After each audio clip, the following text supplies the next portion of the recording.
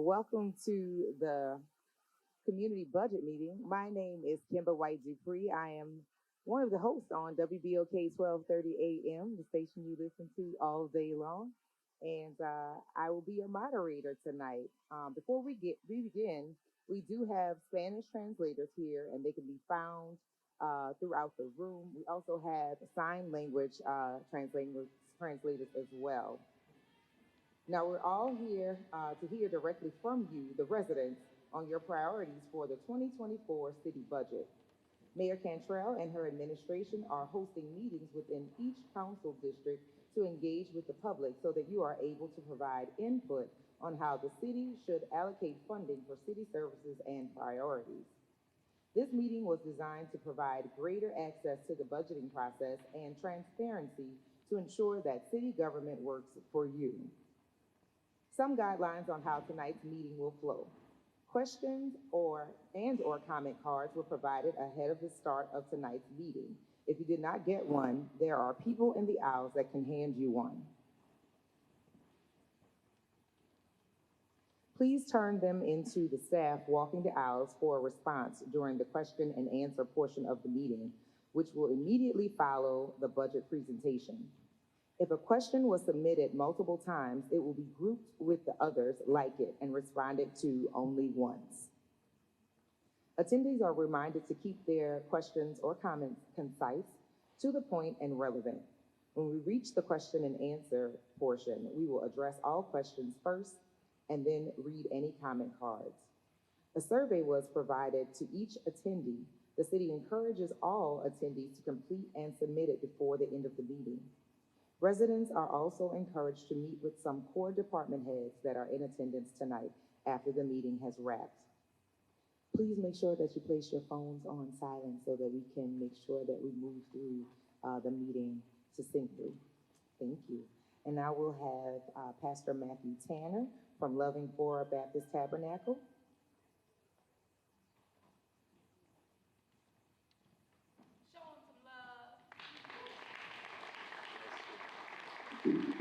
Let's bow our head for a word of prayer. God of our weary years, God of our silent tears, come to you, God, today, asking for you, God, to guide the steps of our mayor, our city council, our officials, the citizens of this great city. We ask that you would watch over them as they continue to do their work for your glory. Help us, God, to replace fear with faith.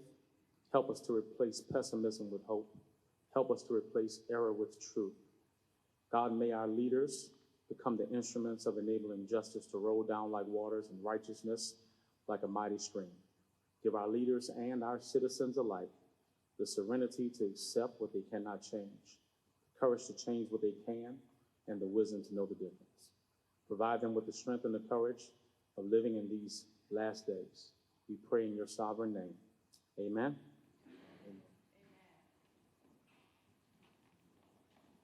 Thank you, Pastor Tanner. And now we'll have LaToya Green. Will LaToya Green come forward?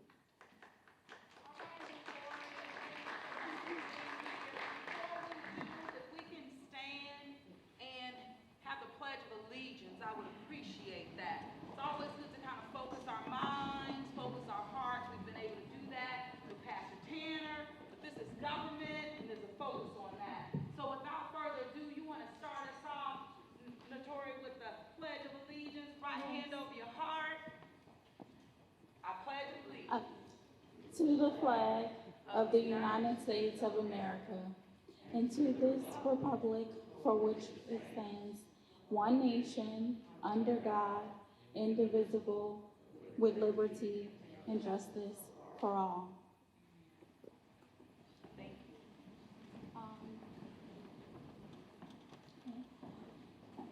Welcome, everyone. My name is LaToya Green. I'm the Community Relations Manager of the Broadmoor Improvement Association here in District B.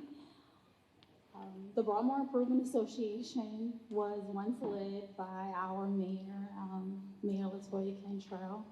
And our organization, we provide holistic health and wellness services for the community through our food pantry, community gardens, community center, as well as we provide social services. So if any of you are ever in Broadmoor, please stop by. Thank you. Show her some love. Thank you. And as we are continuing along, just a reminder, if you're just joining us, you may get comment cards and or question cards. They're available with staff members in the audience.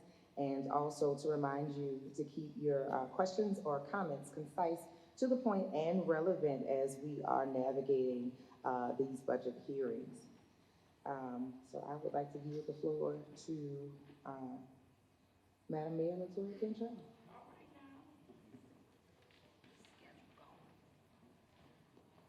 Well, good afternoon, and thank you all so much for being here. I did want to, distinguish, we have department leadership and city leadership overall that is present with us tonight.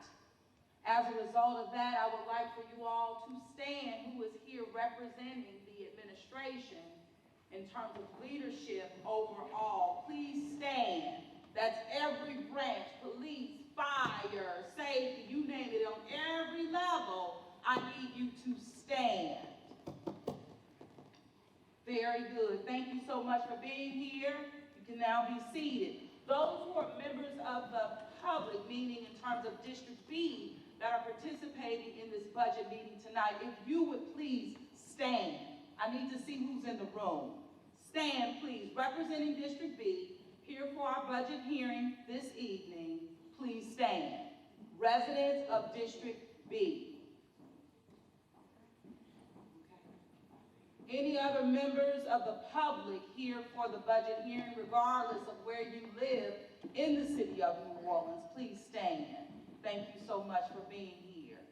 Thank you. That allows for us all to have a sense of not only who's in the room, but also who we're representing this evening in the room relative to this evening's budget meeting.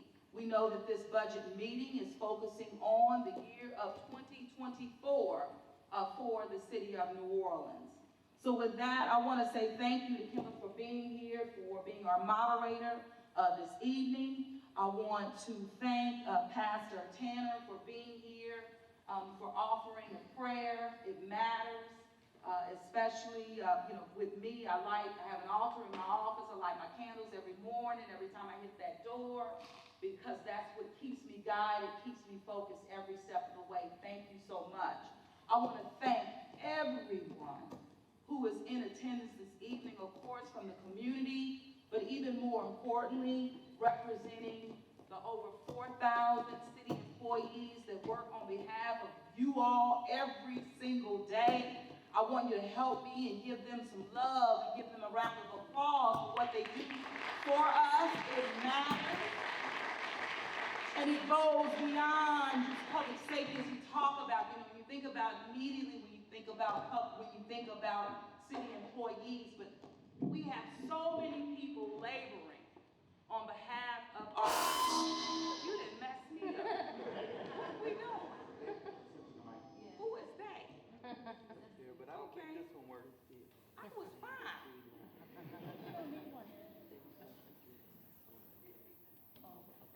All right, thank you. See, that seems like the same thing. So let me pick back up. So thank you again. It's always very important, I know for me, when I am in the presence of city employees, city leadership, that it's a wonderful opportunity to, again, just say thank you from me to you, because I understand how you show up and how you show up and how you show up every day. And I also understand is that when we show up, our entire families are on that front line as we serve, making the same sacrifices that we do to serve. And it's always very important to put a face with it as well, because sometimes when you talk about those who have answered the call to service and who are truly serving, sometimes it feels like we're inhuman, right? Like we're not human beings. But as we serve, life happens right along with us as well. So as far as I'm concerned, we're all in the same boat, meaning wanting going to ensure that service is not only provided, services are rendered, but the respect and the appreciation that goes into service is also respected. So with that, I just wanted to give you, Gilbert, I didn't mention you. Thank you so much. Our CAO who's here, but it's all of the employees that do the work for city government every single day. Councilmember Harris, good to see you. Thank you for being here, right? I appreciate that. And so with that, you showed I will now stop and allow you words of welcome to your constituency.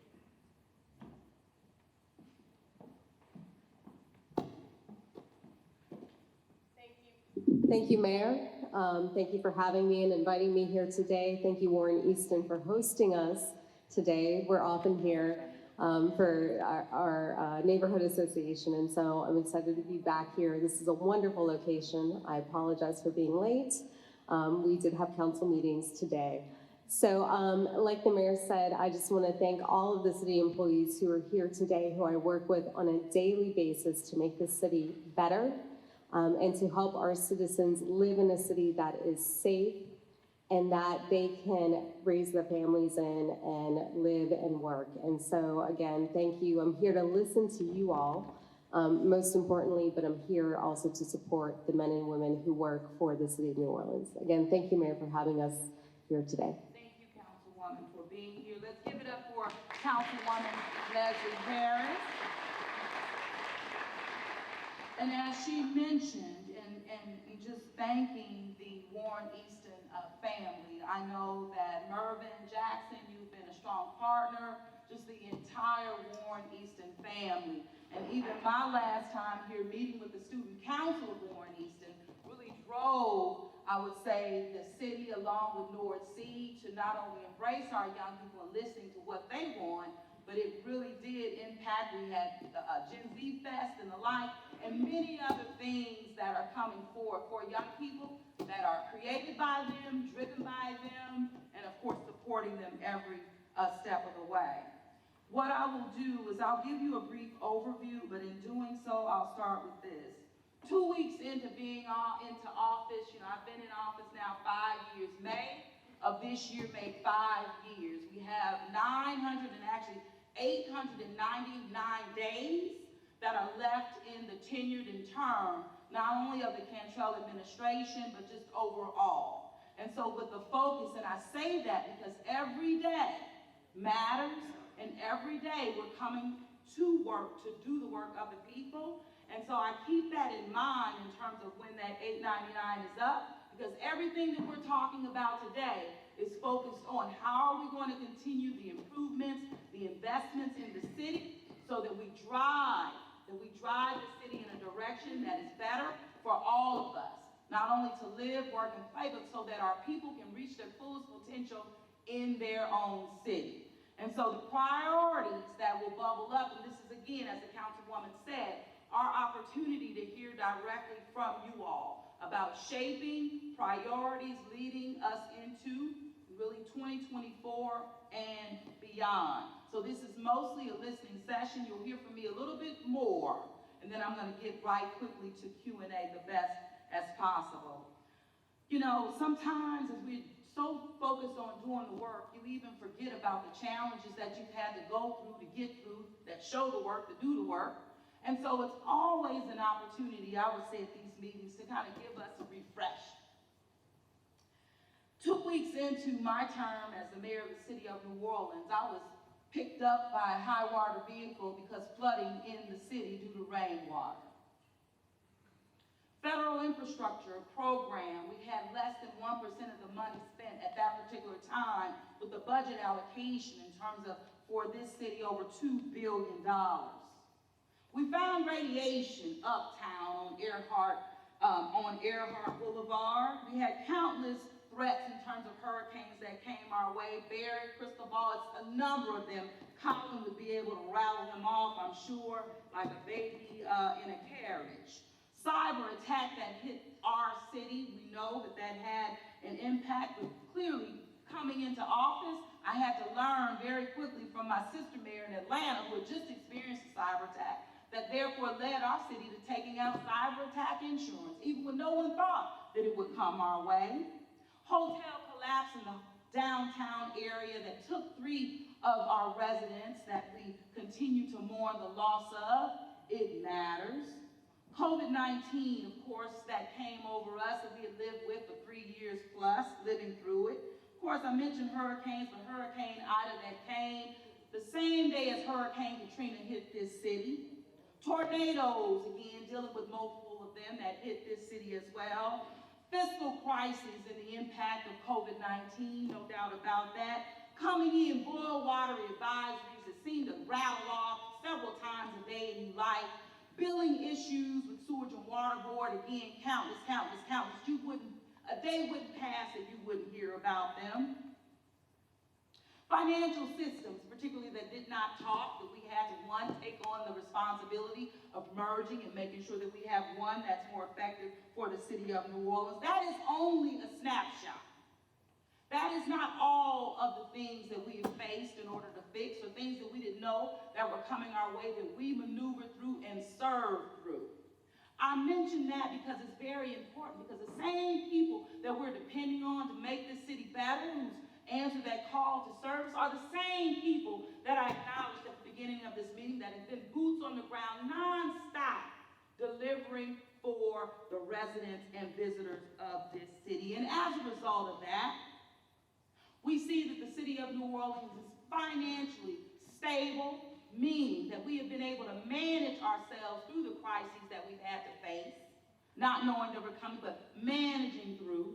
Making sure even when we saw that, hey, as we were managing through even COVID, leading not only the state, but leading the United States and America in terms of our response to it, not getting adequately reimbursed from the state when they received those dollars from the hard work in this community. Still $70 million that we never ever received back, although we did spend the money accurately and appropriately. But what that has done is that we have come out of it fiscally strong, viable. We have always followed data that assured us that if we do, and looking at the trends, not only in this city or in our region, but looking throughout the United States of America and how cities were coming back and maybe not coming back as fast, we saw that as we inherited these gaps in our budget, in our finances, we saw that if we were prudent, if we were conservative in some ways, that we would need to manage ourselves from 2020, 21, 22, looking all the way to 2025. That's been our approach. And what I can say standing here before you this evening is that our approach has been very effective, because we're here at this stage, even after the public answered us and said, listen, pass a $500 million bond sale. You all did that for us in November of 2019, and who knew what was again coming our way, many of the things that I rattled off. But at the same time, and I talk about these gaps in our budget that came even through COVID, it really pushed my team to fight for a direct allocation of money, because we knew the city needed to get it directly. And if we received the money directly, we would be able to manage it appropriately to therefore get us 22, get us 23, looking at 24, and even as we move to 25. Never keeping our eye off of the ball, not one time. And as a result of that, yes, this city was able to receive a direct allocation of resources. Yes, we know that we received our first tranche of being $194 million, with a total compilation of $388 million. But this was a game changer for the city of New Orleans. First, we were able to fill that $100 million gap as we looked into the face of it coming in 2021. Yes, we were able to manage again effectively. So now in 2023, we found ourselves with a very large fund balance, and a fund balance that we've been able to ensure that, again, spreads out to 2025 so that we can be, again, fiscally prudent and sound in our practice. And because of that, I can say, as we're building out and want to build out the budget for 2024, this 2024 budget will not have anything to do with the tax increase. And this is why you've heard from me, you've heard from the New Orleans City Council, and saying that we are unified in our approach that the city of New Orleans should not and does not need to do a roll forward. This is a good thing for the city. And it also speaks to, you can't make it up, that we've been able to manage appropriately. And so before you and utilizing even the second tranche that's come in, and us being very, again, solid and sound in our practices, we have been able to continue to focus on priorities around public safety. We've been able to make sure that we keep hiring. We are hiring in the city of New Orleans. It's a great place to work. We've been able to even increase wages. That's also how we have to make sure we take care of our people so that they can take care of this city, take care of all of us in the process. But as it relates to public safety, and thank you, Chief and team, for being here, we've nearly graduated over 50 recruits, one this year. We've recently launched our most recent class, 199, on this week with 33 recruits. That's the largest class that we've seen since 2019. It's a big deal, and we're moving forward. We've been able to ensure that we have the tools and force multipliers and resources that our police department has set as critical to their needs, that we're able to fund them. And this also includes fleet, for example. This is something that we needed before COVID, and not really understanding how we were going to be able to do it. But that direct allocation allowed us to address the issues of fleet, and not just with police, but across the board. So progress is being made. We've been also able to invest in what we hear from the community in terms of mental health services, those of our young people, and of course, across the board with our young people and how they've been impacted by COVID-19. So a $10 million investment over a 3-year period for any child in any public school in the city of New Orleans and beyond can get the services that they need. This gives us a way into that family so that we can also treat root causes relative to public safety.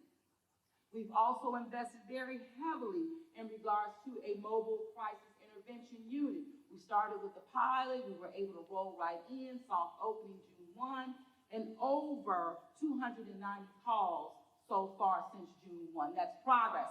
And those calls that we've been receiving, 98% of them have been pushed really away from the New Orleans Police Department. So we're seeing the return on our investment in real time, and that's what we want.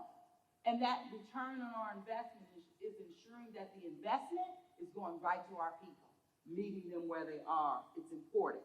This also includes other areas of funding, whether that's for domestic violence.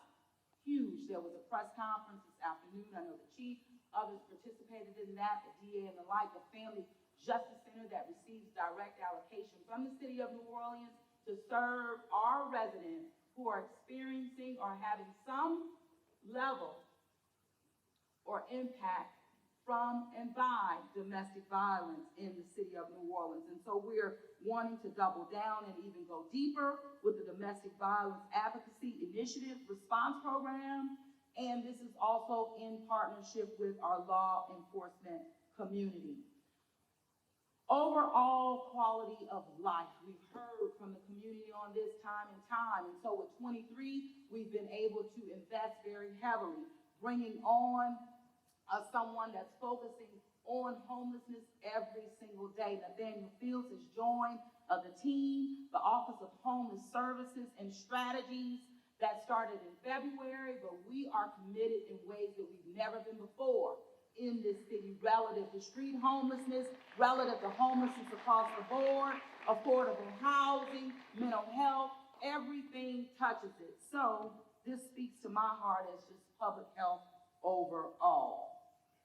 You know that we've had issues in the past, even as it relates to sanitation, no doubt about it. Hearing from residents about that in the past, we've been able to pivot, move things forward, And we have contracts that have been onboarded that seem to meet the needs of our residents every day. And so again, that's been quieted down. So that's an indication in and of itself, meaning we're moving in the right direction, and especially having recyclables now back on track to being collected. A big deal, especially when we are on the front lines of climate that has already changed. The Office of Resilience and Sustainability secured technical assistance from the Environmental Protection Agency. This speaks to why and how we were able to focus on Gordon Plaza, a big deal. Now, we have been picking up cans all along the way. When I rattled off challenges, we pick them up, we face them, and we do something about it. We were able to come up with a program, making sure that one, the EPA has approved it for us, meaning a solar farm that will be constructed on the Gordon Plaza site. That project allowed the city to move forward with advancing buyouts to a community that we needed to right a wrong, but you needed to have the resources and a project to do it. Having the project unlocked our ability to do the buyouts. Again, this is a great thing, step in the right direction. This also speaks to whether that is focusing on resilience and sustainability around EV and charging stations and even our fleet and the like. We are doing the work. Park and Parkways, doing the work. Has planted over 296 trees in District B. However, 1,196 across the city of New Orleans with a goal of 40,000. That is our goal, and real soon. We believe and we know that with the burdens being put on our urban canopy, that this is something that will not only cool this city down, but will also help with flood mitigation practices and the like. And of course, beautify. It's a win-win-win-win when you're investing in the canopy in the city of New Orleans. Yes, we did have an unfortunate incident happen and occur here recently. Absolutely. Empathetic about that, and the city will stand and do and move through that process as we need to. But that should in no way shine a negative light on the hard work that the men and women of Park and Parkways continues to do on behalf of the residents and the city of New Orleans. And listen, we take all of this even personal.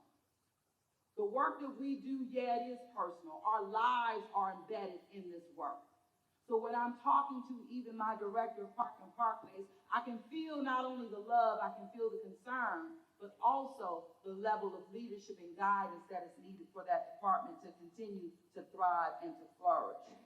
The Office of Community Development, focusing very heavily on housing in our city, which is a priority, affordable housing, which will continue to be.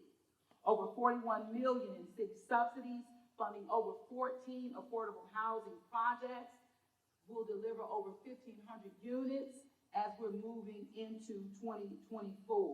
We continue to invest in our infrastructure, which has to be a remaining priority in the city of New Orleans. We've moved well beyond that 1% that I talked about on the front end, and we're well over 50% now. It's because the work is getting done. We do not want to lose any dollars that the federal government has available to us and for us, but I will have to say that the city of New Orleans is doing more infrastructure work than any other city in the United States of America at this time, which sets your city up so nicely for additional federal dollars. We're spending the federal money, doing it right.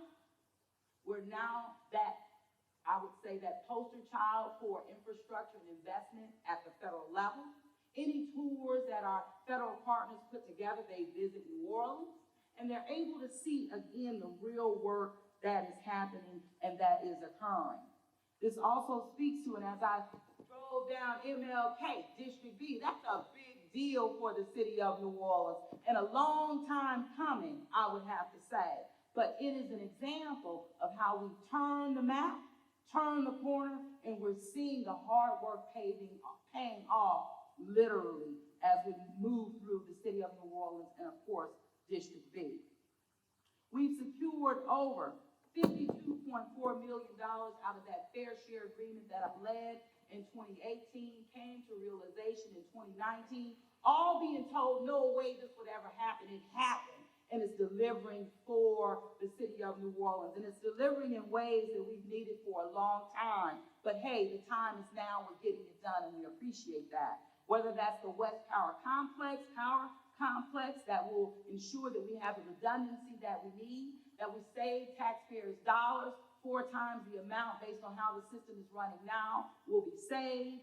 And of course, buffering our city against storms that come our way. This also includes smart metering, meaning we're installing smart meters across the city of New Orleans. Of course, it's a 3-year project, but as the meters are installed, these residents and these customers will be automated, and they will no longer have bill estimations. They will have accurate reads in a timely manner, and they will know for a fact that what they have to pay is what they have to pay based on the services that are being rendered.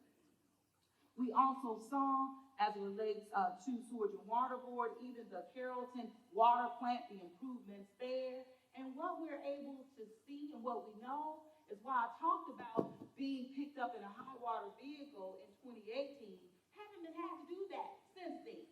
Progress is being made. We're not seeing the level of flooding that we've seen in the past, although we have seen an uptick in inches of rain that we've received. We've also been able to and have had to manage through heat waves and the like. But the fact of the matter is, we're doing the work, and we can see the investments and how the investments impact our daily quality of life in the city of New Orleans. And this also speaks to whether it's the resilience districts. I see you, Brenda Bro, back there with the redevelopment authority. Thank you for being a great partner. But again, making sure that we utilize our neutral grounds, utilize our canals, creating a system so that water can flow, mitigating this city from future flooding. It's working. We're seeing the expansion relative to businesses, economic development opportunities, workforce development opportunities. I have, and you'll hear more from the directors who are here, but we are not stopping economic development. It continues to be a top priority.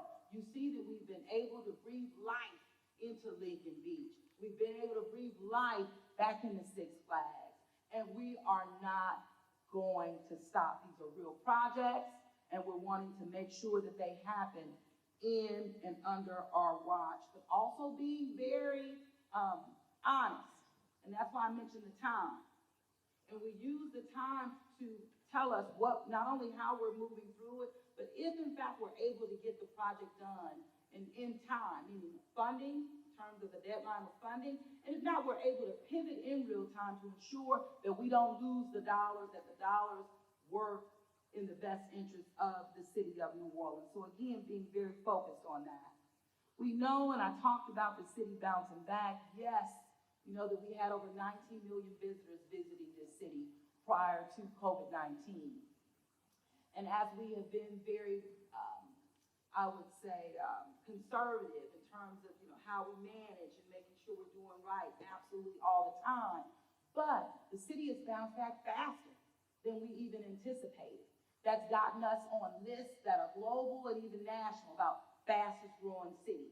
And if we're able to focus on all of these priorities, public safety, infrastructure, quality of life, workforce development, economic development, we know this city will be the best that it's been overall. That is our goal. That's why we're here this evening, to focus on how we're going to look at prioritizing resources for the year of 2024.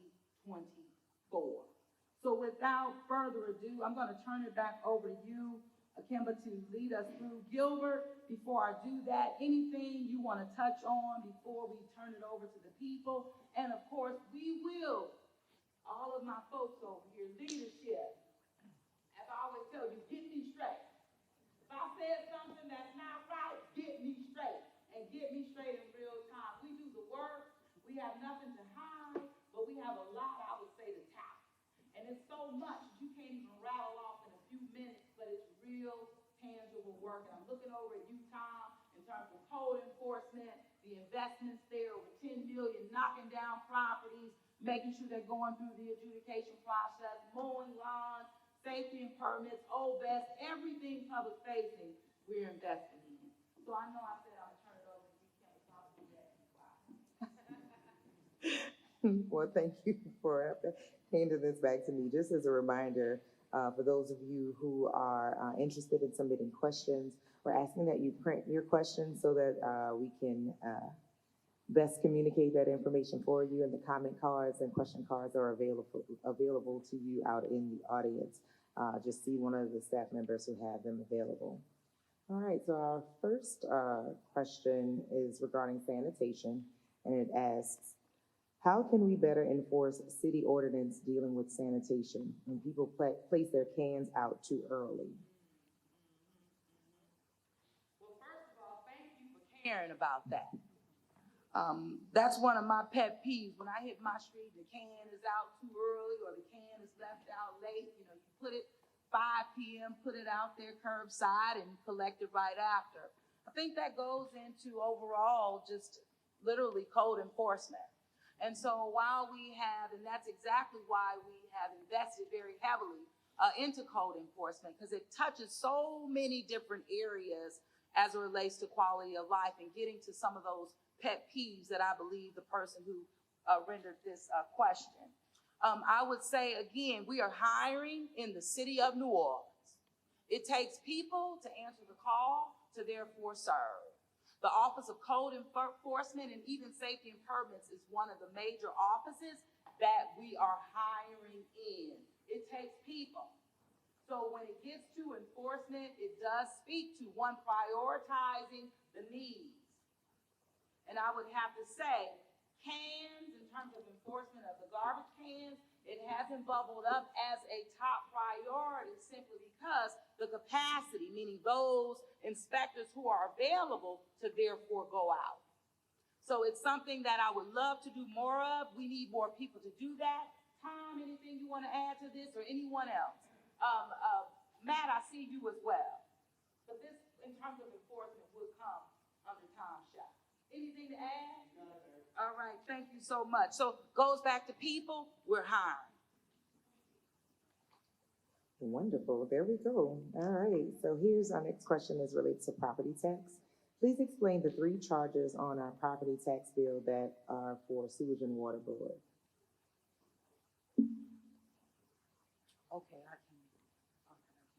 So the question was around property taxes. I am the mayor of the city of New Orleans. I am not the assessor, but again, property taxes in terms of them do come to the city. No doubt about that. As it relates to the Sewage and Water Board, there are several millages on there. I know I have Spooner in the room that could possibly rattle off specifically relative to those components.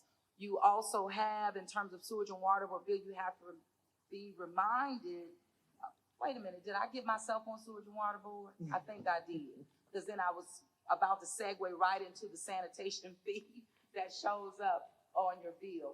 Give me the question again so Yes. we can get it straight. It says, please explain the 3 charges on our property tax bill that's for sewage and water. That's how I got mixed up with that. Mhm. Okay, very good. So one of them definitely is our sanitation, the sanitation fee that you pay to the Sewage and Water Board, and when it's rendered, it comes back again to the city of New Orleans again for us to pay for sanitation. Of course, on the Sewage and Water Board side, you have the price for water consumption, and then you also, we don't have anything much in there for drainage. But I tell you, that is the, I would say the full complement for the most part. Ron, I know you're here. Anything you want to add to that? Because the property tax piece, they kind of just zeroed in right on Sewage and Water Board. There are other villages, and clearly where you live in the city will also determine what shows up on your tax bill. If there's a security district, if there's any type of improvement district, and the like. Yes, ma'am, Madam Mayor. And again, Ron Spooner, General Superintendent of Sewage and Water Board. So relative to the question, make sure I get it right. The property taxes, there are millages on the property taxes. Those are drainage millages. And those millages are, they support the drainage system, the drainage infrastructure system of the Sewage and Water Board. So think it's a 3.9, and there's another mill tax that's on there. So hopefully if I answered that question correctly, but those are the millages on your yearly property taxes associated with the supporting the drainage infrastructure system, if that answers that question. Right, but I also don't want to be misleading because, and not that you are at all, Ron, but the reality is that even what we pay into drainage doesn't fully cover nor include the infrastructure investments that we need to have on the drainage side. Okay, so that is, there's been some talk even about a drainage fee and the like. I know from the business community, it is an issue simply because there is no, when we think about moving forward, very little that we collect relative to drainage to move us where we want to be. Yes, ma'am. That was my question, because I noticed like on the back of our property tax, they have like one line for the police, one line for fire, and for the zoo, but for Susan and Waterboard, they had three.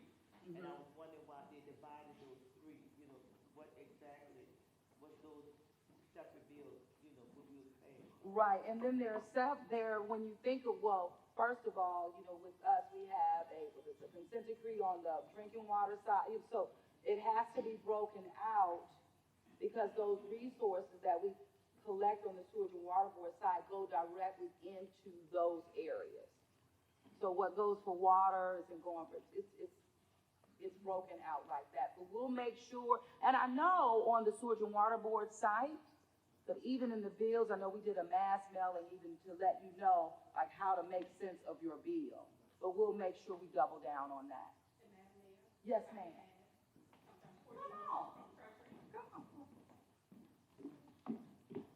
Good afternoon, everyone. I'm Courtney Wilson, the treasurer for the city. You mentioned about the back of the property tax bills and what that millage is for. That's statutory, and that's for the drainage and operation of the drainage system.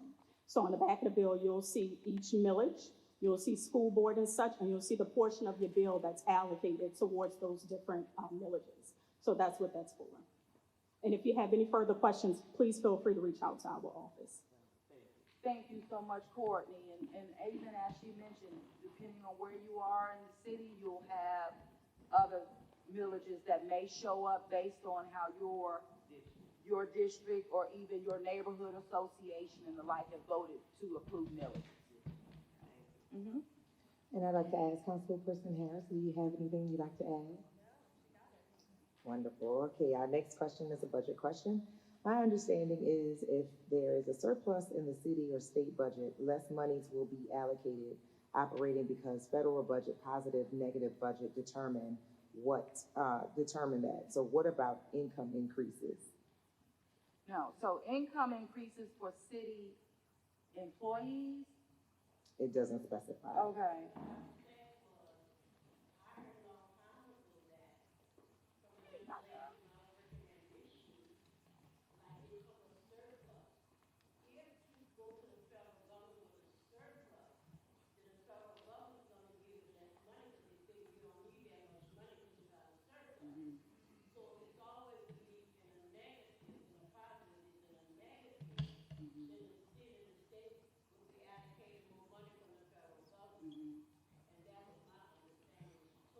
Right, so one thing, remind me, it's good to see you. Remind me, your name is, that's it, Miss Aquanetta. Thank you, it's good to see you, thank you for being here. One thing that the city of New Orleans, we're not working with surplus. Okay, your state is, the city is not working with the surplus. We've just been able to manage effectively, utilize our fund balance effectively, fill in gaps where necessary, but we are still on that path to not being whole as we're looking until 2025. So we are not working with the surplus at all. And I have to go right on back. If we didn't have a direct allocation, I don't know where we would be. Well, that's the state of Louisiana.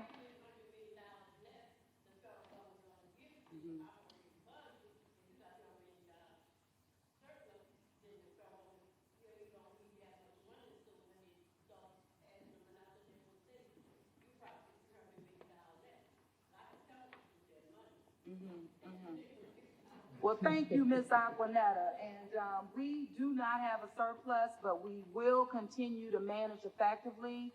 And even without a surplus, and based on how we've been able to manage, we are united in the fact that we do not, meaning we, the City Council, City of New Orleans administration, are not for a roll forward at this time.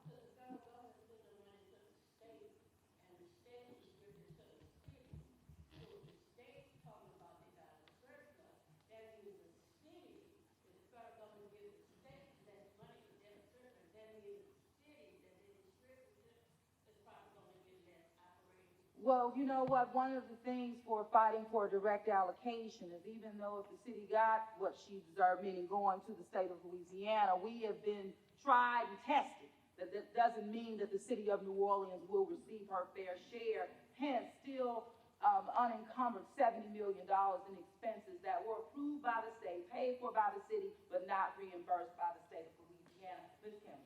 Yes, Councilperson Harris, you have anything you'd like to add? All right.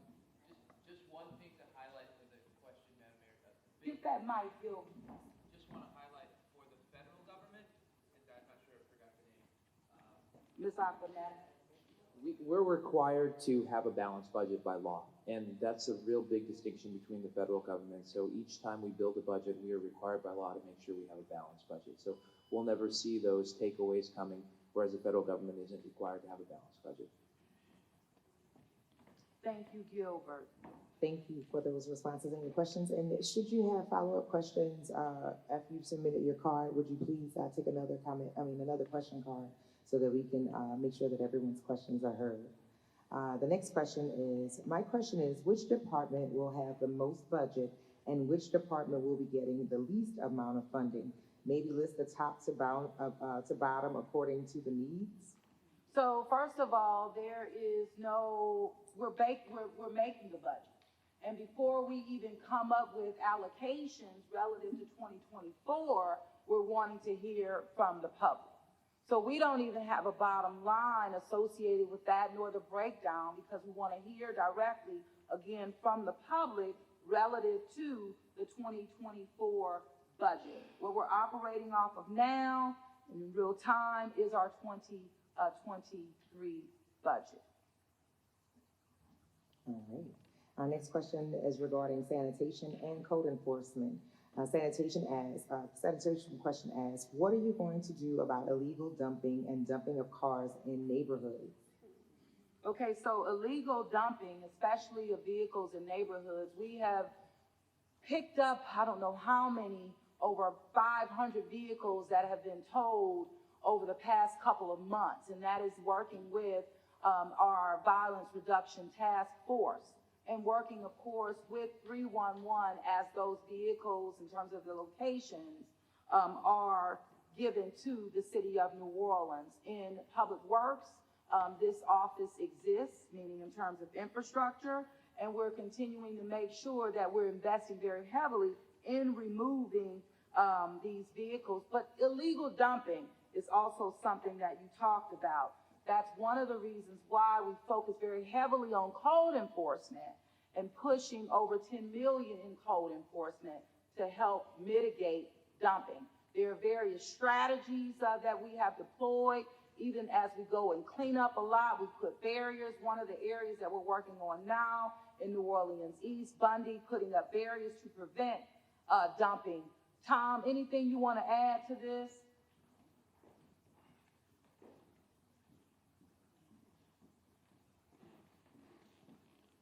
Thank you, Madam Mayor. I'll just say we work very closely with sanitation. Depending on where the illegal dumping happens, if it's public property, sanitation deals with it. If it's private property, code enforcement deals with it. There was a slide, it said we've cleaned 2,500 lots this year. That includes lots that were overgrown, but it also includes lots that were illegally dumped on. They have debris, trash, whatever the case may be. And we have a specialized program to deal with that and get that stuff cleaned up under an abbreviated legal process just as quickly as possible. So short answer is also, if you know of a lot that needs to be cleaned, I'll be around after this. Please let me know, and I'll let you know what we can do about it. We'll get it taken care of. Thank you, Tom. Ms. Campbell? All right, and Councilperson Harris, feel free to chime in at any point you would like to.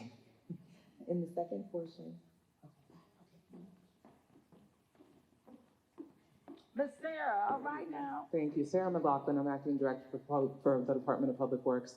And I just wanted to mention, so the numbers in terms of abandoned vehicles, we are working very closely as part of the Mayor's Task Force. I looked at the numbers this morning, and we've removed more than 1,000 vehicles in the last several months from the city streets.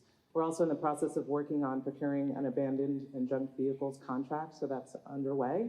And I would just encourage people, if you have abandoned vehicles that are in your neighborhoods, please make sure to report them to 311 so that we can send an investigator and start the process for removal.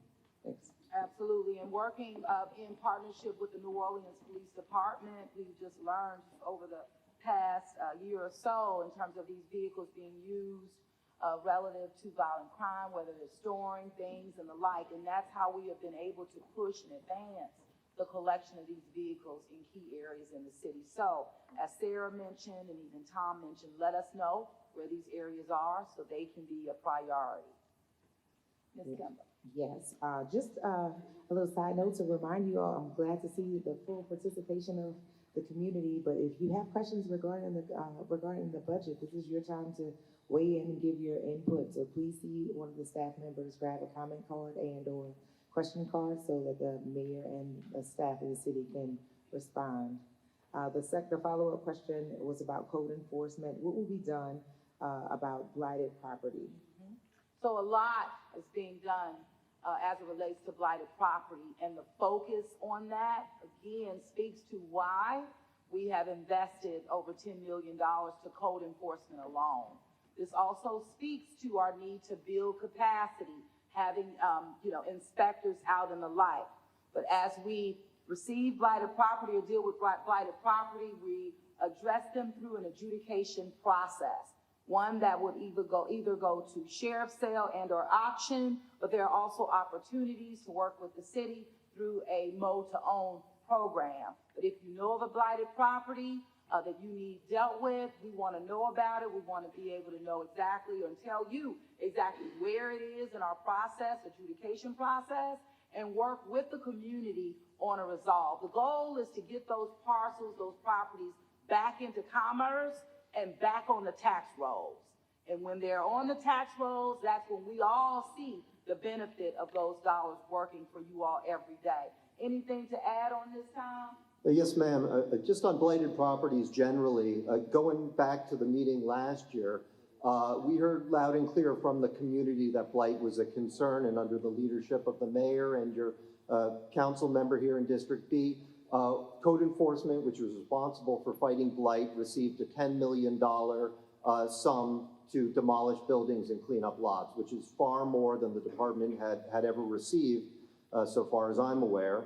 And we were ready to go to commence that project on the first of the year. So we've spent almost $2.5 million. Almost all of it has gone to the actual cleaning of lots or demolishing of buildings. We are about 30% more demolitions done this year than the year before, which was more than the year previous to that. Just here in District B, we're working in District B this week on South Miro Street, done demos on MLK, 3rd Street, 2300 block of Louisiana Avenue, so we've been quite active. The other thing I'll mention is that we've also hired an employee to work full-time on cost recovery. So in other words, if it costs us $20,000 to demolish a building, we then hold a hearing and get the owner of that blighted property to pay us that $20,000. So, $10 million is a lot of money. We're very happy to have it, but we're committed, and that employee I mentioned is working full-time on cost recovery. We're committed to getting every single dollar back so that it could be reinvested in the community. And so there's a lot going on with regards to fighting blight. And again, if you know of a property that is blighted, and especially one that might be suitable for demolition, please let us know. Thank you, Tom. And I will just add that we're also working with neighborhood organizations that are targeting blight in their area and where the neighborhood organization may want to acquire and the like. So it's on both sides. So even with working with neighborhood organizations, we're not really looking through it from the lens of, oh, you need to pay us $10 million.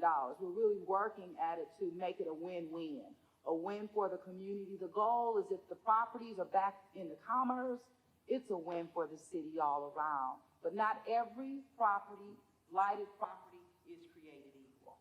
That's just a fact.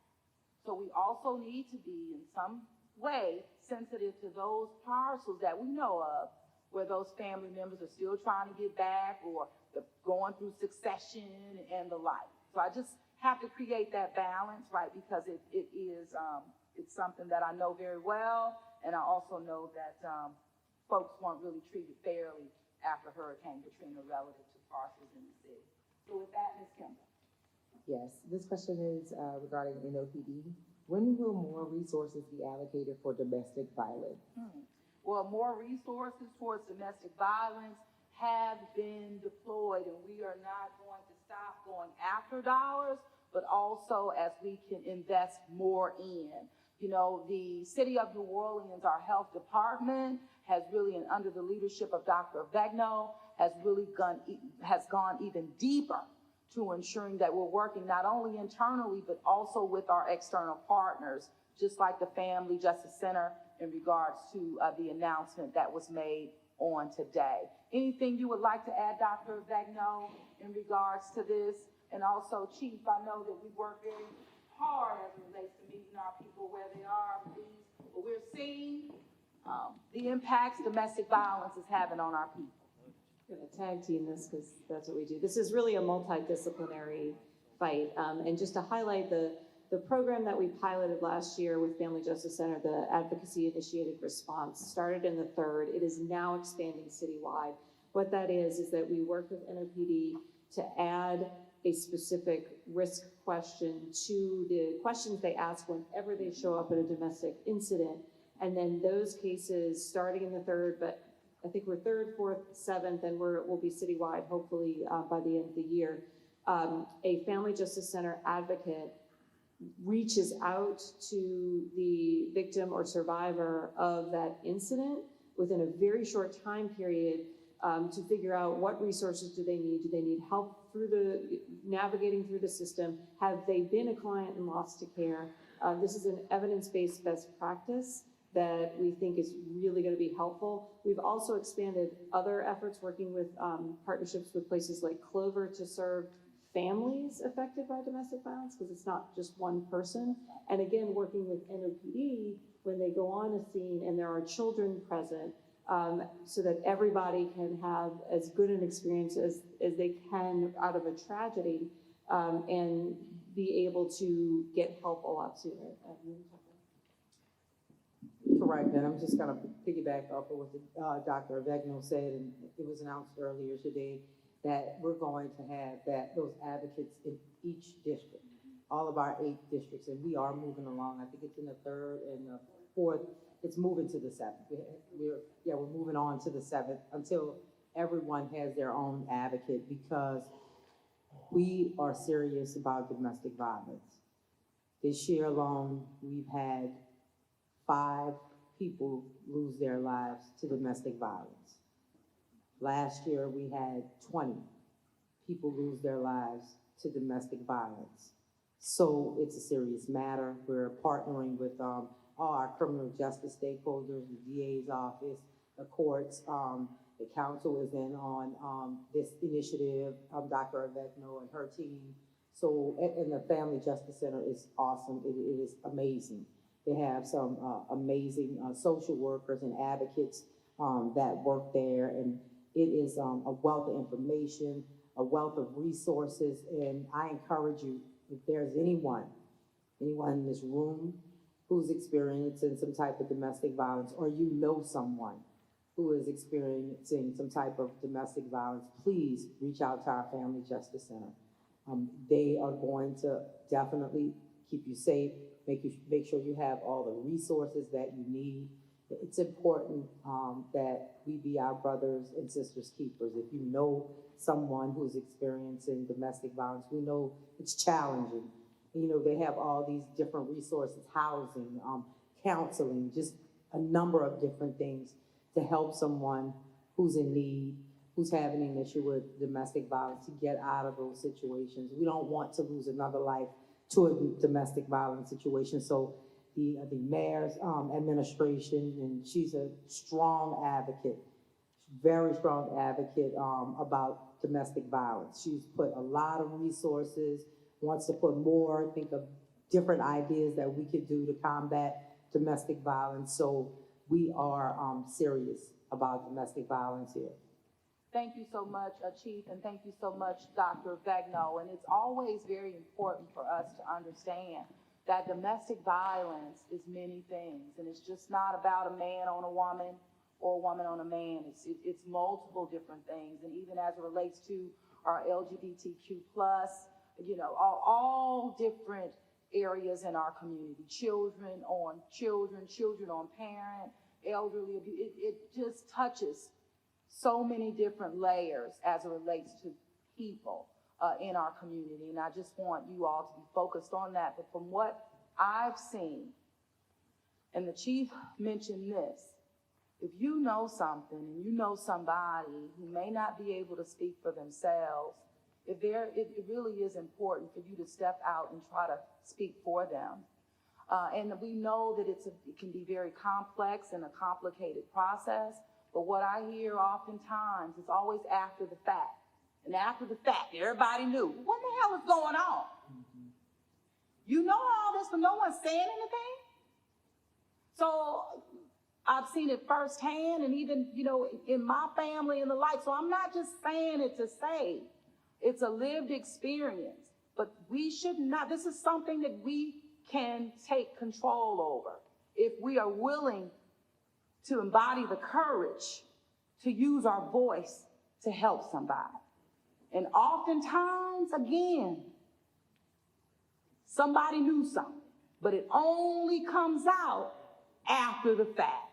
And my people have made shirts for me that say after the fact, later for that. Because I want to make a difference now, we all do, and after the fact, it's too late. So let me be quiet. Kimber, go ahead. That is a pretty, yeah.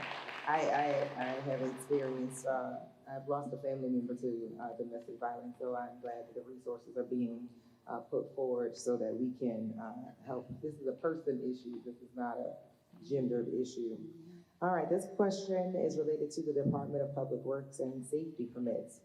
How are we coming along with street repair in District B, and when will the moratorium be lifted on commercial short-term rental? Okay, well, the moratorium on short-term rental is on the legislative side. As it relates to DPW, and you mentioned safety and permits. So safety and permits is under the umbrella of the Office of Business and External Services, which is Tom's shop.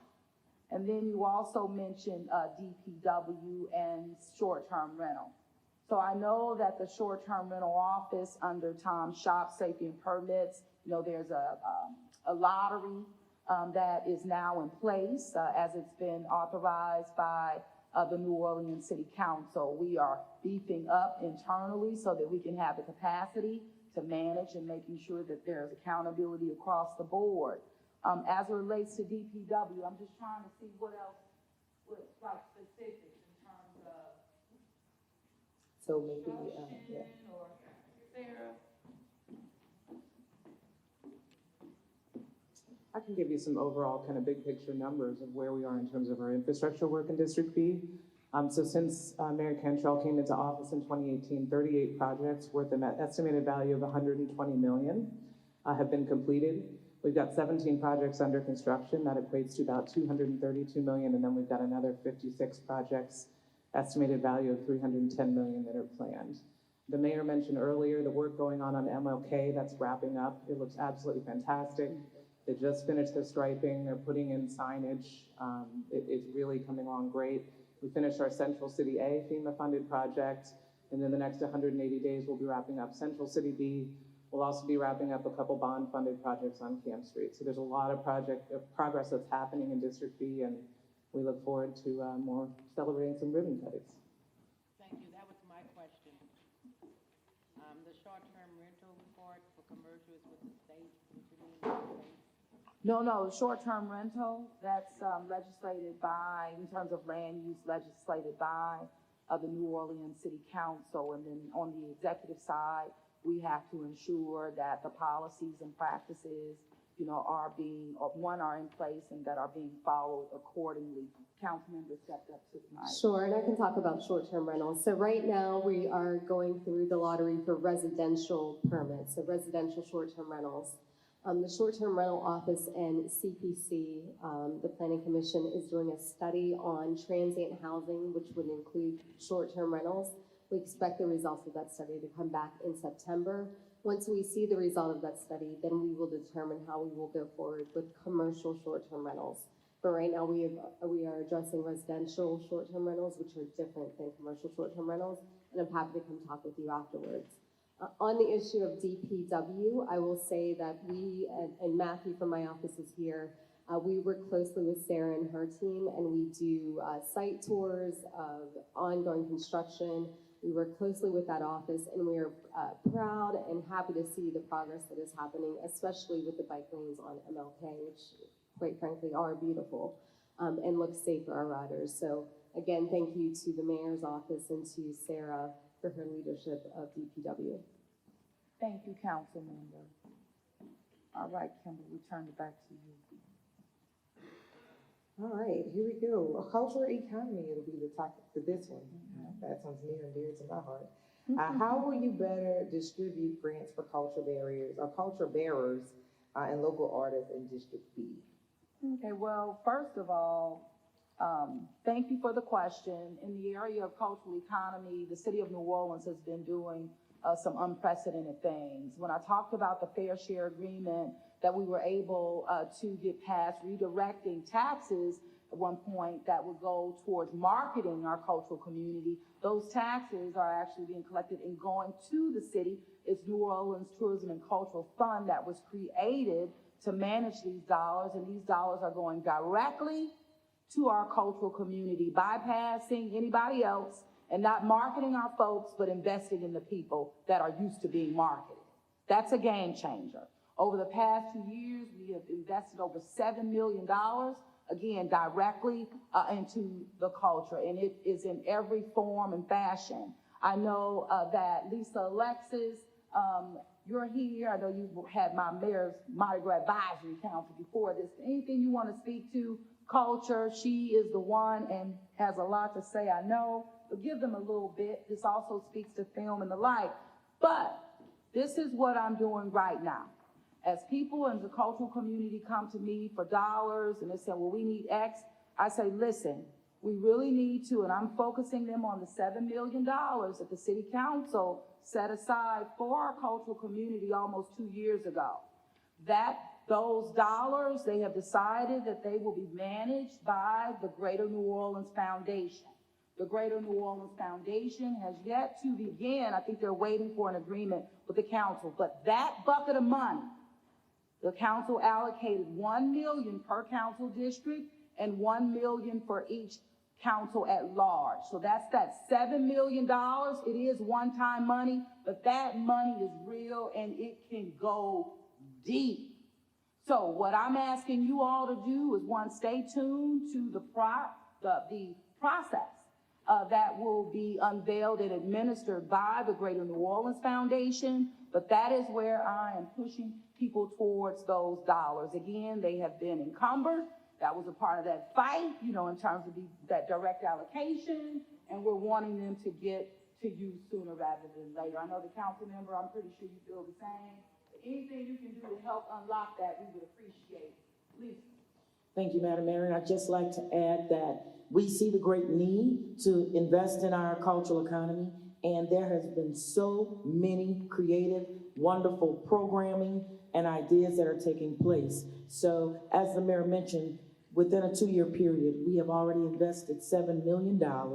We have more to invest, and I just would like to say that the process for both the Office of Cultural Economy is a 2-time-a-year opportunity for you to apply. So by December 31st of this year, you may apply for the first half of next year, and then by August, you may apply again for funding for the fall of 2024. That's for the Office of Cultural Economy. For the New Orleans Tourism and Cultural Fund, there is a quarterly opportunity for you to apply for 3 different types of grants. A mini grant of $2,500 or less, and then a mid-level grant up to $30,000, and then $30,000 to $100,000 is the highest level grant. It will come out on a quarterly basis. That information is on the website.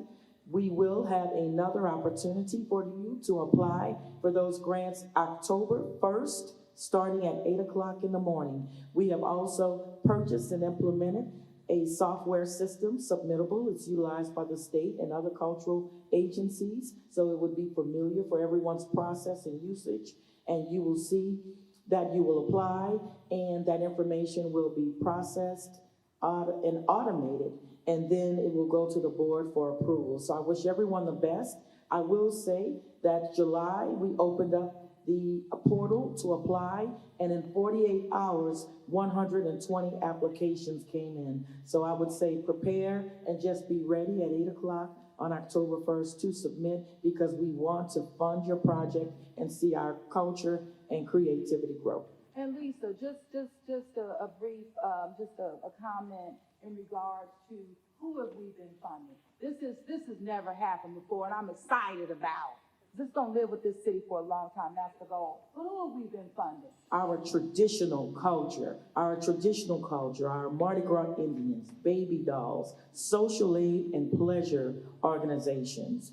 We also fund every aspect of culture. So you all probably are familiar with music and culinary on the food side and visual arts, but we also fund preservation, architecture, design, graphics, and the like, literary authors. So those are some of the areas, and we also support and partner with all types of organizations to leverage those dollars to be even bigger and greater. Yes, we do the big festivals. We're about to host the Satchmo Festival. However, we do grassroots tour organizations that help our workforce get the certification so that they can be paid the wages. We partner and work with our workforce office, with economic development office, and we're going to be, I believe, working with our historic district office as well for the opportunity to really touch every aspect. So it's a myriad of everything that you can think is related to culture in some form or fashion. Absolutely, and even doing that, we've been doing, of course, film, right? Film in the city of New Orleans is at its all-time high. Now, of course, we have a writer's strike going on, right? That's national piece. And of course, I'm just in film. So things are on hiatus now, but the city of New Orleans, this has been front and center in how we have grossed in terms of revenue, the largest that we've seen, I know, in 2022, even in 2021. And so we are ripe and we're prime. Anything to add? You're right on target.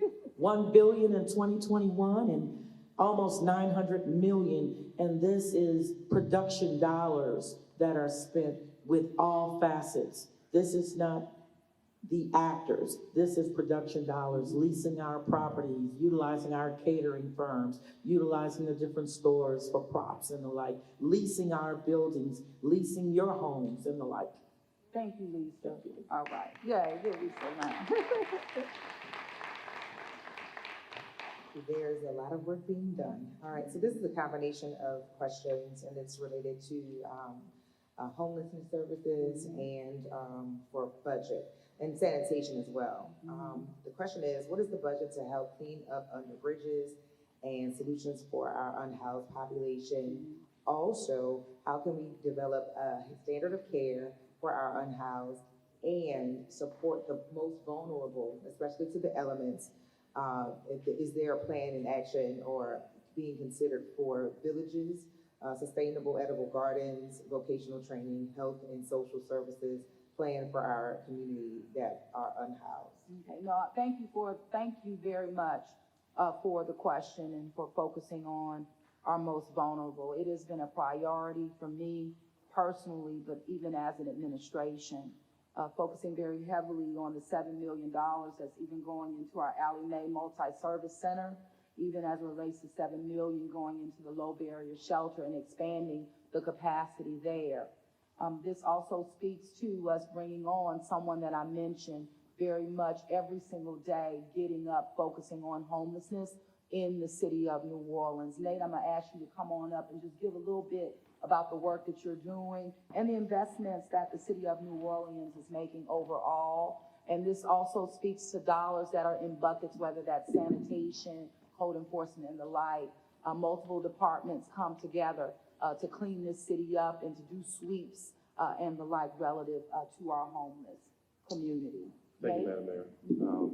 One, I want to thank everybody who's here for being a part of this conversation, but what is currently taking place is that we're putting a lot of our emphasis towards the strategic plan because we don't want to just do anything without thinking through the entire process. So the last 2 days have actually been working on the strategic plan for the last couple of months. It's been going through the system, finding out areas where the system has not been working adequately and working to develop better partnerships with those groups who are working in those areas. One being the low barrier shelter. When I first came here, the low barrier shelter was at 227 and people said that it would never be at full capacity. Early this morning, I found out that the low barrier shelter only has 8 available beds. I've only been here for 5 months. It only has 8 available beds. Yeah. We will be also working in the encampments, helping those individuals in the encampments get connected to services. If you have been up and down the Callio corridor, you've been seeing that there's no persons who are staying there for long periods of time. That's because they've been getting housed. Even with the lack of vouchers in place and the lack of housing in place, individuals have still been getting connected to housing. Even in those hard-to-do places like the Chapatoulas encampments and in Treme, we've still been housing individuals. Right now, we have 14 vouchers in one location, 8 vouchers in the other location. We are currently looking into finding more affordable housing for those individuals, but we need to make sure that we have housing infrastructures that are in place so that we can move these individuals who currently have vouchers in hand. But we are working with every single partner we possibly can to come to the table to help us figure out ways to get these persons connected to services. We are trying to stay away from villages because we want people to be able to move into sustainable housing. The villages will take away from all the things that we're trying to do. We want regular citizens living in regular homes and not being ostracized for being homeless. We want people to be in mixed communities and be a part of the greater New Orleans community and not continue to be the persons who used to be homeless. Thank you. Thank you, Nate. Thank you, Nate. And this really also is aligned with the hard work of the Office of Community Development that focuses on housing and affordable housing and the city's ability to get in millions, particularly through COVID, to make sure that we were able to and are able to house our people. This also speaks to how we have to work in partnership with a regional provider like Unity. This is something that is not by choice of the city of New Orleans, but it is the process that we have to follow. And so making sure that we lean in where necessary. And you saw that big award, HUD award to Unity in partnership with the city of New Orleans because we're being relentless in our approach and our outreach. But not only that, connecting resources to real people. Tyra, anything you want to add? No. Okay. Thank you very much. Ms. Cameron.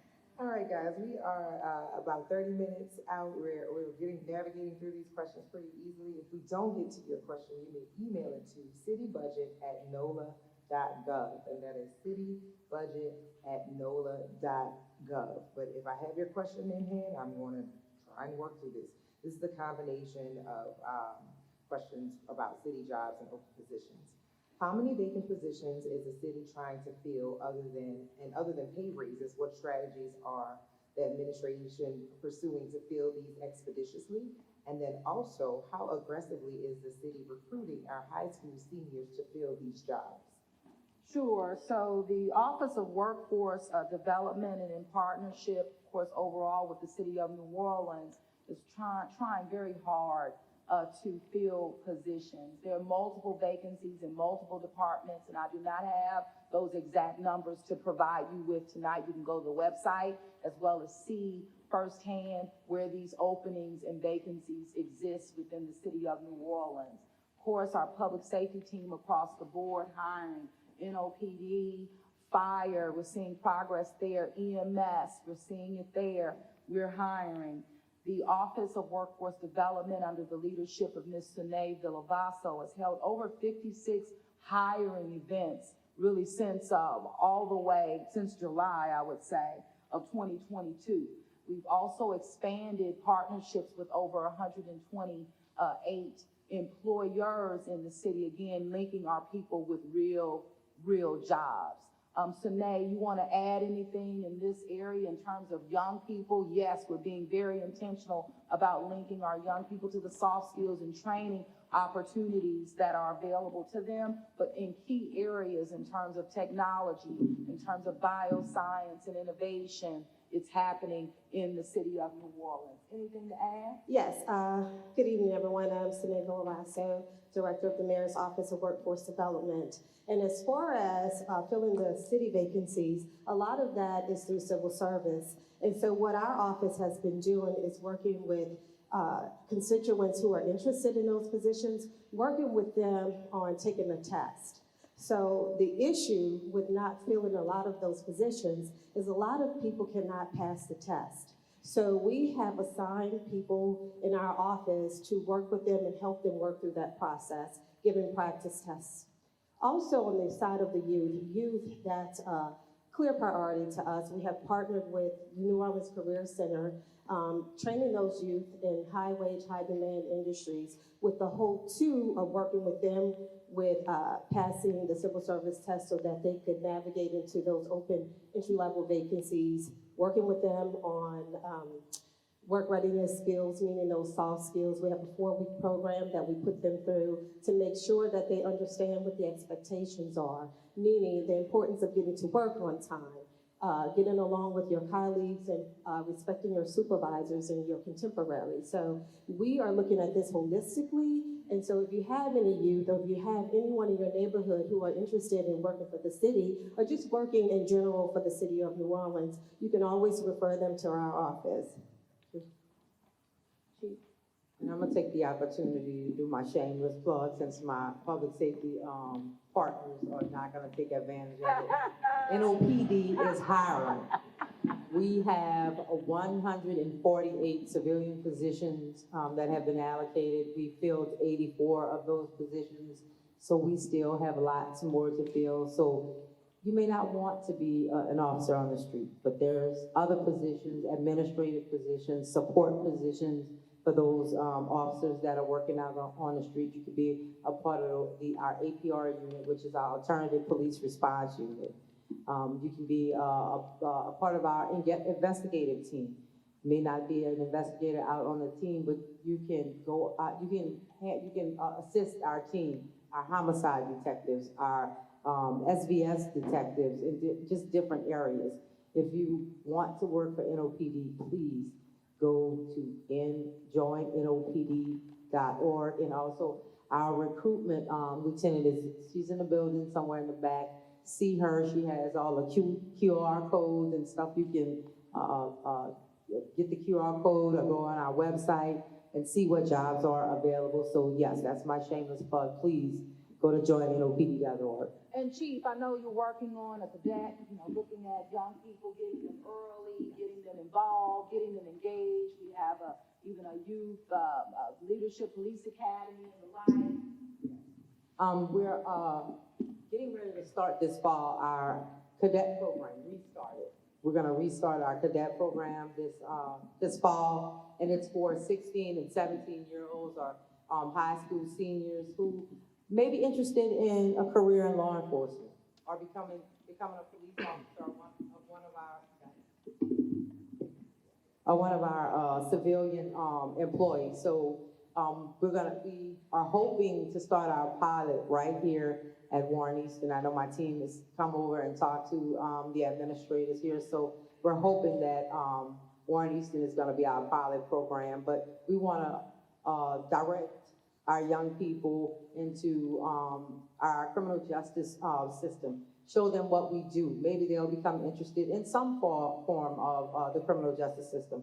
They may not want to continue in the cadet program. They may want to do something else in the criminal justice system, and we're fine with it. We're great with that, but we want to give them an opportunity if they're not ready to go to college and they want to join the workforce, because this is a paid position. They come in, they're working, they're going to be in different places inside the police department as to support the men and women that are out there working on the streets. So that is coming up this fall. I'm excited about it. Can't wait. So we also have our Junior Citizens Police Academy, and it's for teenagers in high school. I think it's from 16 to 17, and they go to a 6-week program. They learn all the inner workings of the New Orleans Police Department over those 6 weeks, and we partnered with NORD, and they provided a stipend for the kids. So at the end of those 6 weeks, if you complete the 6-week program, you get a $600 stipend, right, Mr. Barabino? I'm counting on you. Thank you.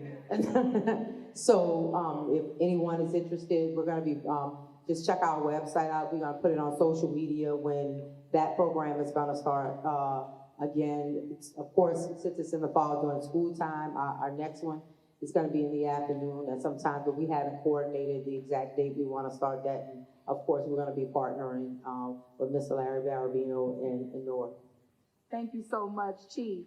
And just a couple other things. One, we believe that, in terms of public safety, there are also opportunities for our young people to on board with fire, for example. You can start at 18, and even with EMS and the like. So again, that can be a roadmap into public safety that can lead to the police department, but in all areas we're focusing on, even as it relates to EMD, our equipment maintenance division, because we were able to do so much with fleet, meaning getting our fleets and improving our fleets across the city and departments.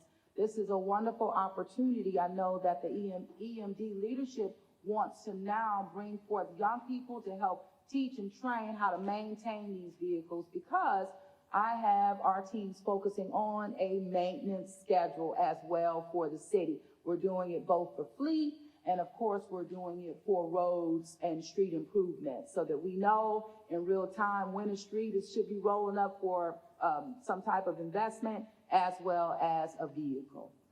Okay. Larry, come on. I have to say something since Keith called me out. Good evening, I'm Larry Barabino Jr., CEO of NORD. So NORD work with our teens ages 13 to 15 years old, where we provide stipends for them participating in programs, but also during the fall and summer month. The fall and spring, we work with the 13 to 17 years olds, as Chief mentioned, with internship programs. And it's a program, it's not a job, and they receive stipends. And the stipends are $400, Chief, not $600, unless you can talk to the Mayor Gilbert and I'm going to get some more money for this program. And our goal is to reach over, during summer months with our summer team programs, is to reach 1,000. But throughout the year, we look to reach between 600 and 800 teams during our fall and spring internship opportunities. And those teams who participate in the evening and after school programs, they receive a stipend of $400 after they're finished. So for those parents that's calling about my kid's paycheck, this and that, it's a stipend for participating. So I just wanted to make sure I put that out there, because there are many ways that our teams can earn money by participating in programs with NORD in the city of New Orleans. Yep. And we're seeing a steady incline of young people participating, which is a key indicator. So it's a big deal. Ms. Kemp. All right, thank you very much. This is going to be a combination question for health. And one is, are there plans over time to expand the in-home postpartum and infant well visits to all births in the city and not just to hospitals in New Orleans to address the maternal and infant mortality rates in New Orleans? Mm-hmm. And then there are children with mental health concerns who are lost in the system as adults or older teens. Is there a plan to combat that, such as ADHD, autism, drug-addicted babies? Sure. So as it relates to the in-home program, that will be launched here real soon, I would say. It's one where the city of New Orleans is investing its money directly into creating a universal home program to where that mom or that family gets home that first week, that they will get a visit by a registered nurse. This is our way locally to combat the real issue of maternity health in the city of New Orleans. Now, we took the time to do our own research with hospitals and the like to find out what was going on. Well, we pretty much already knew what was going on. When you show up black and brown, the services just are not the same.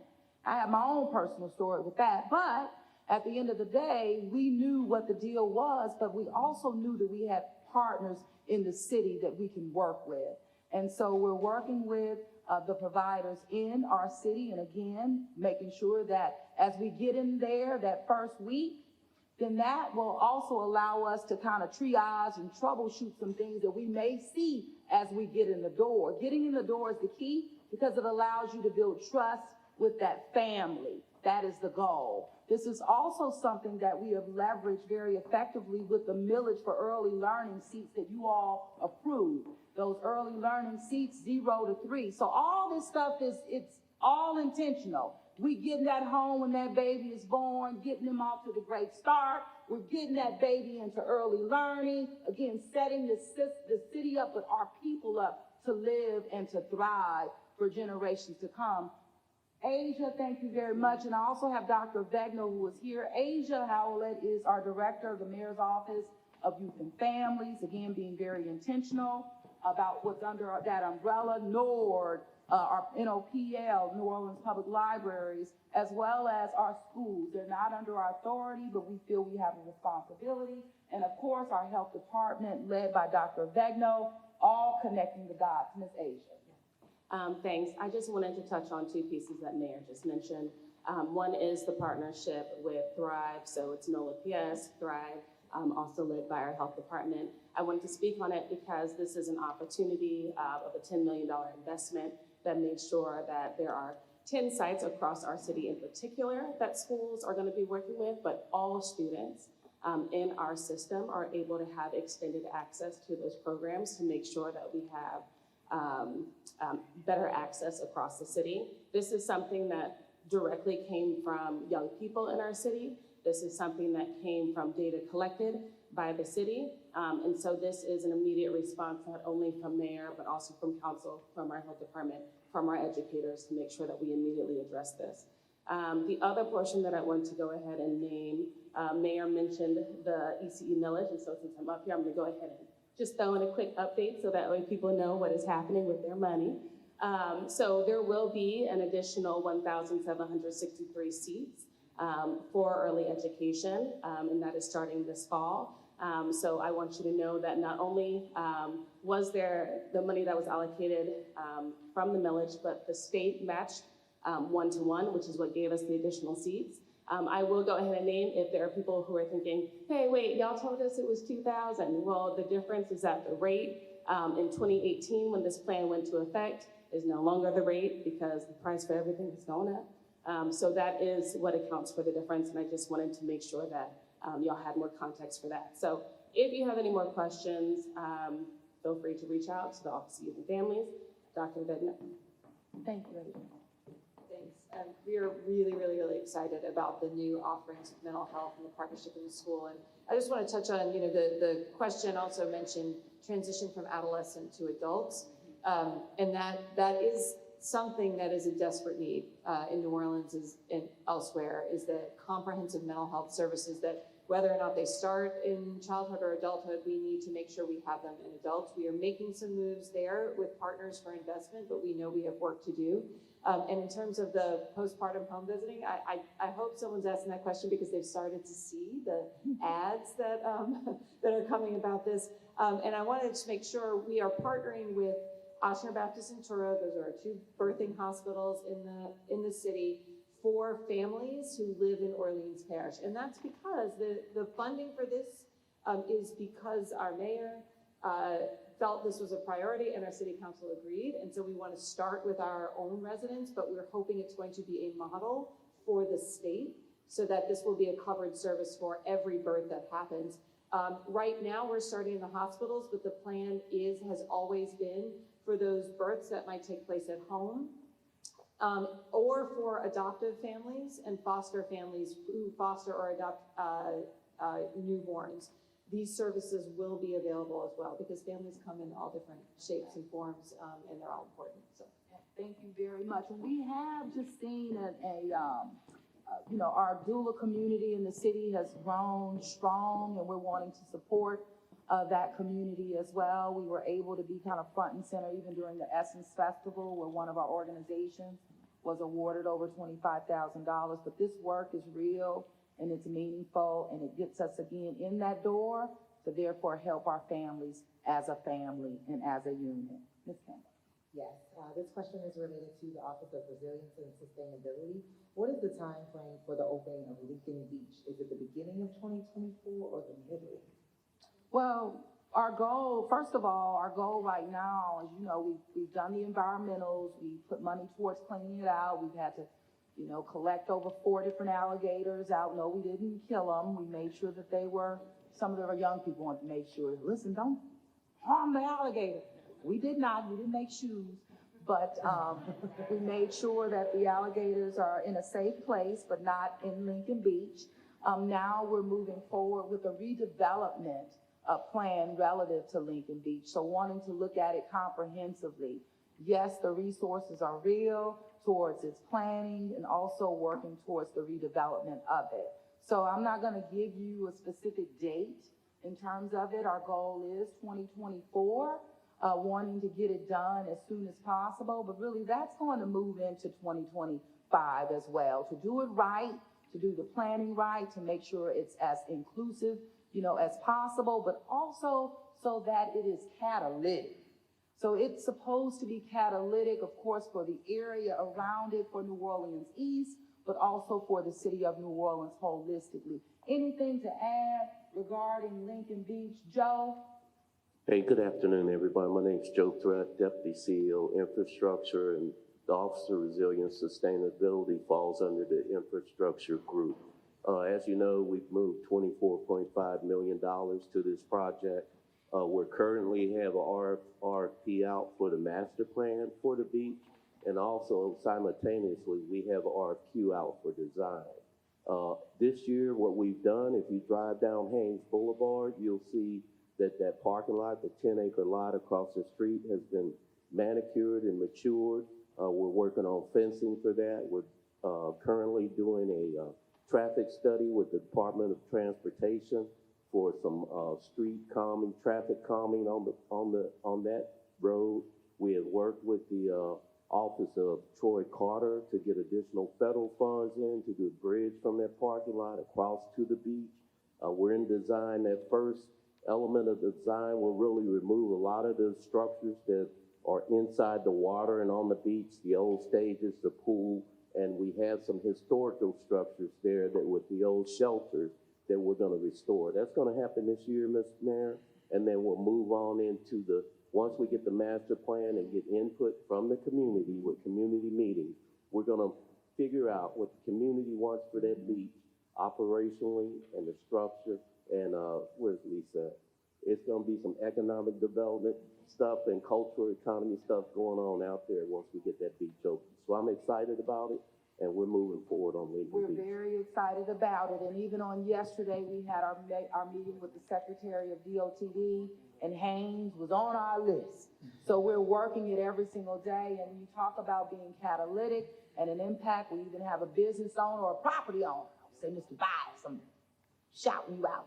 Mr. Bias owns some property adjacent to the Lincoln Beach area. So again, this is, when we think about catalytic, that's what we have in mind. Other people will benefit, but the city will overall. So thank you, Kimber. It's exciting. It is exciting. How quickly can we expect the city to begin allocating the ARPA funds that will benefit the community? Well, the city of New Orleans has already began administering the ARPA funds. That's what we've been talking about really all night. As it relates to the infusion of these one-time direct allocation dollars that's allowed us to keep government going. And not only that, invest in ways that we have never been able to invest in. And I will just have to say, I don't know where we would be as a city if we didn't have these dollars. So they're being put to work right now, right now. Absolutely. I just want to plug, we, in anticipation of many of these questions, we built a website that really allocates and highlights exactly where ARPA funds are going, where they are in the process, what is yet to be allocated, what is the project specific, and I just pulled it up. So it's NOLA.gov/ARPA, ARP. So if you're curious on how much has been spent, and this will be carrying out through the term of the administration, as well as another separate issue, which is fund balance projects. So you can see them online, and we're keeping them updated in real time. Yeah. Real-time updates. So everyone is held accountable. Never, ever hesitate reaching out. But the money is being spent, and it's working on your behalf right now. Ms. Kim. Yes. This question is related to domestic violence. It is, are you looking for housing for victims of domestic violence? That is a part of our strategy. One of the things, and it's something that the city has to do in partnership, meaning with our partners, but that is something that we know is a priority relative to domestic violence, but also I would just say violence across the board. It's something that we're looking through that lens. So not just focusing on the domestic violence area, which is the priority, but again, on families that have been impacted by violence, that are tied to bringing some resolve or tied to investigations that are happening. What we know in many cases, if we can get people out of the city, or if we can get them sitting down somewhere for a little while, out of the heat, out of the smoke, then that will have an impact, we believe, on violent crime in the city of New Orleans. And so we're looking at multiple ways relative to housing, being very creative and innovative in our approach. But domestic violence, yes, it is a priority. Anything to add on that, Dr. Vegno, or anything? Okay. Yeah. All right. So just as a reminder, if you had not submitted a question card, you can email your question to citybudget@nola.gov so that we can get the responses back to you. And we're going to close out with one question and two comments. This question is, what can be done about standing water in front of my house? There is water 80% of the time. Well, first, do we have the address to that? Yes. The location will matter. 1925 Mandeville Street. 1925 Mandeville. We'll find out exactly what the issue is. Sarah, anything you want to add to that? We know what's happening though in Mandeville. Yes, I will say we do have a future project planned. It's called the St. Roch Loop 8 project, and it includes about 100 blocks, including the 1900 block of Mandeville, in between I-10, St. Claude, and Elysian Fields. And we have a map that shows all of the blocks that are included, and that's up on roadwork.nola.gov. So I'm happy to connect with whomever asked that question to get you the information. We should be moving. I think there's an NCT coming. No, that one's coming. That one's actually going to take till next year, but we do have a couple others in the queue. But in the meantime, we are going to send a DPW maintenance crew out to flush the catch basins in the area to see if we can provide some relief. And actually, the mayor's going to be joining our DPW maintenance crew cleaning catch basins in the next couple of weeks, so that may be one of the blocks we're able to address. Thank you. I got a 1925 Mandeville. Standing water. And also, one of the things, and you said it was in the street, I'm just wondering, and this is something we can talk about after, but wondering if there was also some standing water on the property. Because there's also ways of mitigating flooding on your private property in partnership with the city as well that may have an impact on what you're seeing. All right, just as a reminder, there are 3 more meetings that are coming up. Tuesday, August 1st, District C. That will take place at 715 Opelousas Avenue. Please enter on Red Valley. And then we'll also have Districts A and E that will follow next week. Here is a comment. It says, please put traffic lights up for cyclists. Cars be turning on green and hitting cyclists. Pedestrians have something to keep them safe when crossing. Drivers have something, but cyclists don't have anything. In other cities, I've seen bike traffic lights. Okay. I think that something, well, first of all, is being received, no doubt about it. Bike safety has been a priority for us, for the administration. We have had some issues in terms of being on the same page with some residents at some point, and even some council issues at the time with removing bike lanes and the like, or adding bike lanes. It's a balance, but it's something that is not falling on deaf ears. We do have, safe routes to school's office and the like, but of course, focusing Jennifer, I'm thinking about Jennifer, really on bike infrastructure. So hopefully we'll get there, but we will continue to focus on bike safety at every level.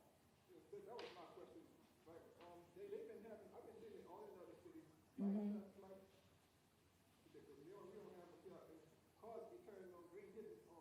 Mm-hmm.